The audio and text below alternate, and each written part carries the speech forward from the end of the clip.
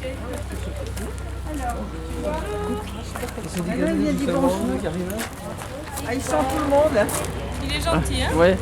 Allez, Bonjour. Bonjour. Sinon, il y a un qui peut s'asseoir dedans.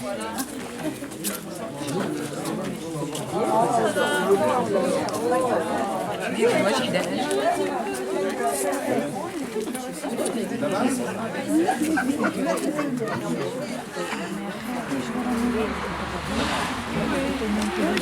Oui, je voulais vous présenter Virginie qui est de l'IRIS. L'IRIS, pardon. Donc, qui est un laboratoire d'études et de recherche sur l'intervention sociale. Et en gros, on est des sociologues et on travaille sur différentes questions, notamment sur l'action de l'émancipation. Et à travers ce projet, nous, ce qui va nous intéresser, c'est de voir comment, dans chaque communauté, on peut mettre en place des actions autour de l'alimentation, avec par exemple, il y en a qui vont mettre en place des petits marchés, des ateliers cuisine, bref, tout ce qui nous passe par la tête. Je dis nous parce que on n'est pas on va pas être à l'extérieur et puis venir de temps en temps, mais on s'implique vraiment dans les actions qui sont mises en place pour voir et pour questionner qu'est-ce que ça produit, qu'est-ce que ça apporte à chacun d'entre nous de participer à ces actions-là et de travailler et réfléchir sur comment on pourrait manger mieux en mangeant et en créant de la solidarité aussi avec des agriculteurs. Donc voilà, donc je vais participer, donc on a fait un atelier, il y en a quelqu'un qui était là, on a fait un atelier vendredi après-midi, là je vais passer la journée avec vous et puis après je ferai aussi des entretiens avec ceux qui veulent bien et d'autres ateliers, etc. Donc à la base ici c'est une ferme, hein. On a surtout des chèvres et on fait un peu de légumes aussi et un peu de fruits pour les confitures. Donc les chèvres c'est surtout pour le fromage et un peu pour la viande de chevreau. Donc aujourd'hui au repas vous aurez quasiment que les produits de la ferme. Salade, ensuite pommes de terre, ça vient du jardin aussi, la ratatouille aussi. Et puis fromage ou viande de la maison. Et ensuite en dessert, glace au lait de chèvre de la maison. Voilà. Donc, si vous voulez, on peut faire un tour de la ferme. On a pas mal de courges, on a récolté déjà pas mal. Ouais, on a des bouquets, il y a les aubergines là encore. C'est vrai que c'est la fin, hein, les concombres, cornichons, ils donnent plus trop de plus, sont un peu éparpillés à droite à gauche. Les oignons ont été récoltés. Et ici vous avez des poireaux un petit peu. Ils ont souffert aussi, on n'a pas pu les arroser. Pareil, on a été débordés.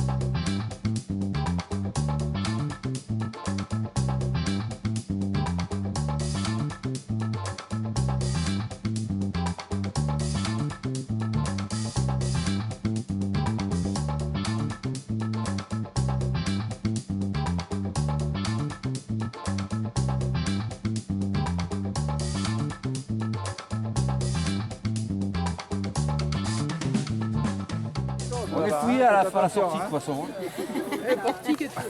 Est-ce que vous voulez aller voir les chèvres, peut-être ou...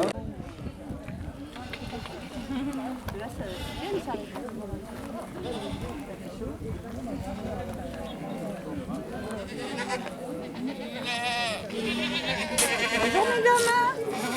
Qu'est-ce qu'on sait? Tu ne mourres pas. Elle est crade.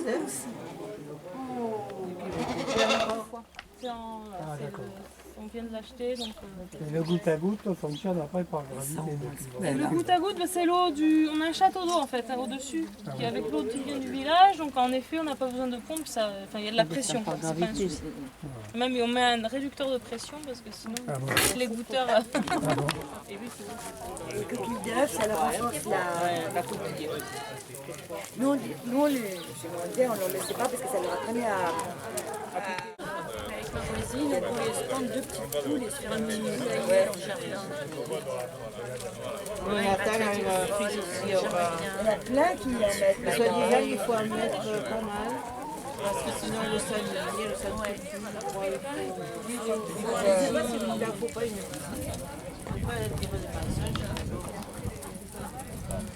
Celle-là, elle est plus oui.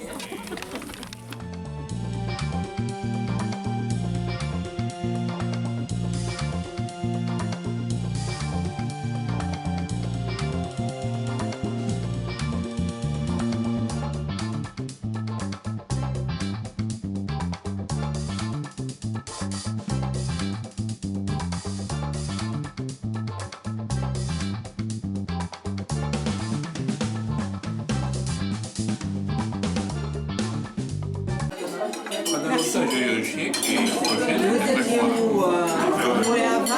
Non, alors lotissement à la sortie côté Alignan, comment ça s'appelle Molière. Je croyais que vous étiez plus en haut. Non, mais des fois je venais en haut parce que c'est comment votre nom?